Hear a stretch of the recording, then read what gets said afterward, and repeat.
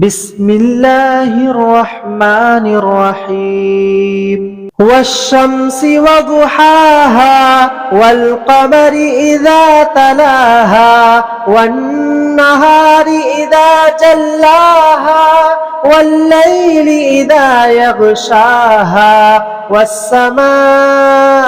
وما بناها والأرض وما طحاها ونفس وما سواها فألهمها فجورها وتقواها قد أفلح من زكاها وقد خاب من دساها كذبت ثمود بتغواها إذ انبعث أشقاها فقال لهم رسول الله ناقة الله وسقياها فكذبوه فعقروها فدمدم عليهم ربهم بذنبهم فسواها ولا يخاف عقباها.